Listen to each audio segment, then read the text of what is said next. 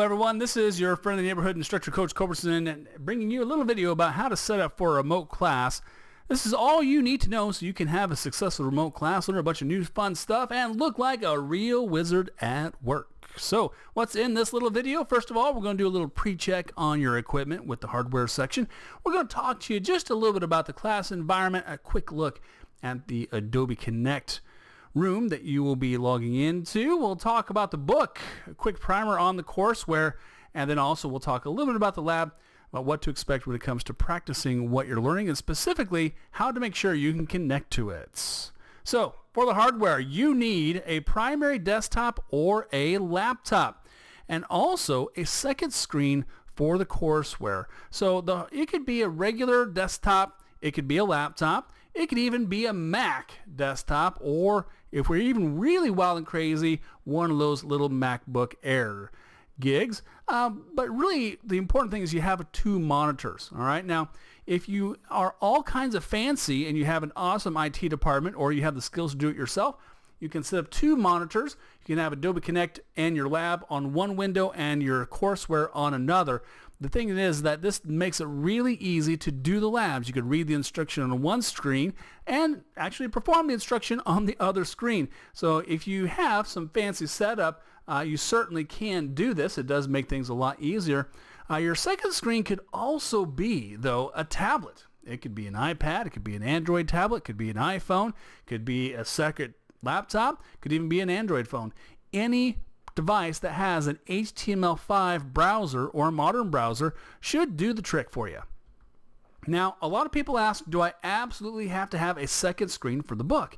Well, no, but class and the labs and the practices are definitely going to be so much easier for you if you actually do have a dual screen setup. Now, before class, you also need to make sure you have a microphone and speakers that work. If they don't work, that's not going to help you.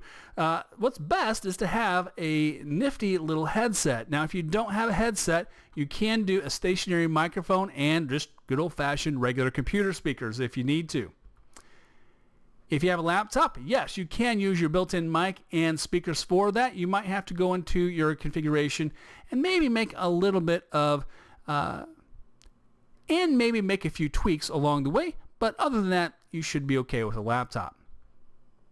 If you don't have a working microphone, you'll be limited to only communicating via the chat box in the virtual classroom.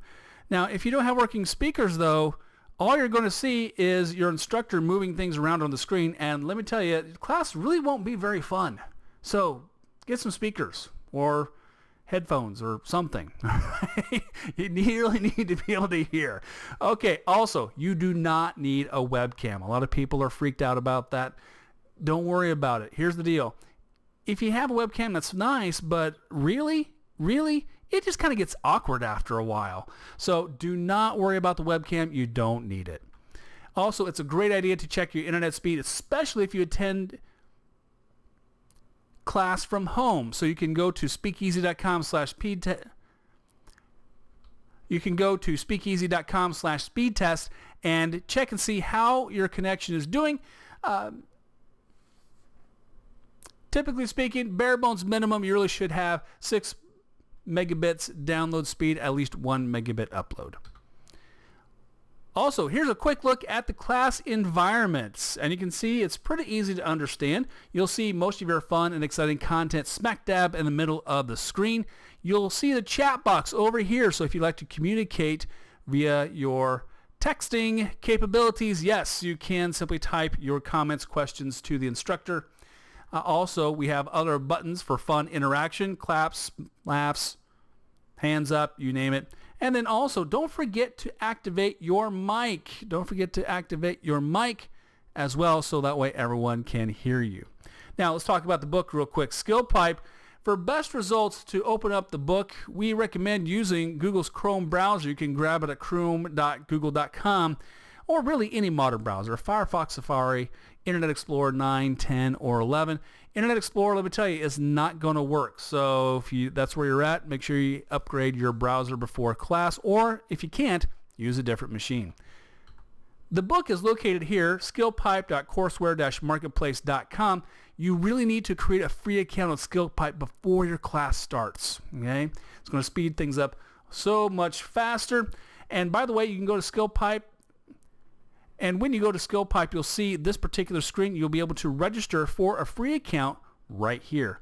Now, after you have received your confirmation of your free account, you're going to need to add a code that will be emailed to you. You can add your code for your book by clicking on Add Book, and then you'll be able to enter in the license code here. You'll put in a CAPTCHA here, and then also you'll need to accept the end user license agreement. Then that will add the book to your bookshelf. Something that's kind of fun about our bookshelf is that when a book updates, you'll automatically get a fresh copy of the material. That's always fun. Now, let's talk about the environment of the book real fast. First of all, you need to know about the table of contents, kind of an important thing. Then also, you can resize the text for your comfort, in as much as you need to. Also, if you'd like to, you can print the book chapter by chapter, or you can actually send your chapters to a PDF printer if you have one installed. If you're using Google Chrome, it's built right in. Also, you can check your notes. By the way, you can take notes at any time in the book. You don't need to have a separate pen or paper. You can actually select anything at all in the book, click on Note, and then start typing. Last but not least, you can search through the book with the magnifying glass. You can very easily search the course for anything and everything, even if you don't remember exactly where it is. Now, since we don't have pages in this book, we do use position numbers. So if you are asking for help from your instructor, especially on a lab, make sure you tell them what position you are currently at in the book. Next, let's talk about the lab. You'll access the lab at directions.learnondemand.net. Your account will be created, by the way, and available to you by Thursday before your class. Your username is just your work email address, and the password is directions, all lowercase. Now, you're going to want to log in and check to make sure you can connect OK to a lab machine before class. And you can do that simply by logging in, clicking on the link for your class, and then you'll see a configuration room link as well as potentially a second launch test lab button just to make sure you can connect OK to a virtual machine on your current network. Now, what if you have trouble with any of this? Well, of course, we'd recommend consulting your IT department first, but also you can email us at techsupport@directionstraining.com before class. Hey, thanks for selecting Directions Training for your training needs. We'll see you in class.